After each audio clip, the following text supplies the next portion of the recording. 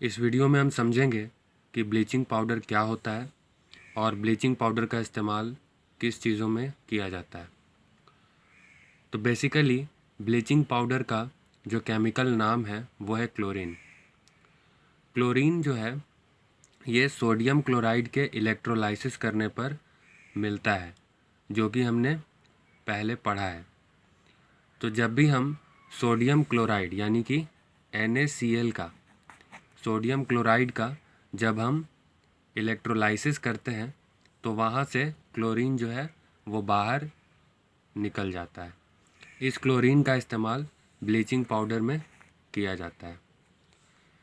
अब हम समझते हैं कि ब्लीचिंग पाउडर का केमिकली कैसे इसे प्रिपेयर किया जाता है। Bleaching powder is prepared by action of chlorine on dry slagged lime.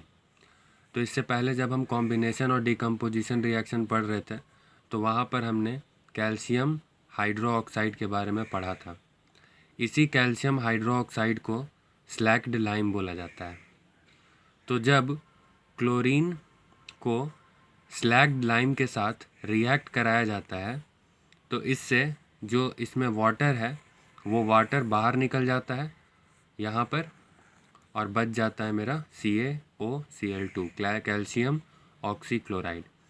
तो ब्लीचिंग पाउडर को बनाने का जो सबसे केमिकल रिएक्शन है उसमें हम क्या करते हैं, जो स्लैग्ड लाइम है यानी कैल्शियम हाइड्रोक्साइड है इसको कैल्शियम क्लोरीन के साथ रिएक्ट कराते हैं। आफ्टर रिएक्शन वाटर बाहर निकल जाता है और कैल्शियम ऑक्सीक्लोराइड हमें मिलता है। ये कैल्शियम ऑक्सीक्लोराइड जो है इसे ही ब्लीचिंग पाउडर कहा जाता है। इसके यूजेस क्या क्या है? तो ब्लीचिंग पाउडर का इस्तेमाल पेपर फैक्ट्री में किया जाता है, जो पेपर होते हैं उनके ब्लीचिंग के लिए। दूसरा, इसका इस्तेमाल कई तरह के ऑक्सीडाइजिंग एजेंट के रूप में भी किया जाता है। और थर्ड है कि जो पानी होता है जो पीने लायक नहीं है, जिसमें बैक्टीरिया ज़्यादा है, तो उस वाटर को फ़िल्टर करने के लिए या उसमें से जर्म्स को मारने के लिए भी CaOCl2 का इस्तेमाल किया जाता है।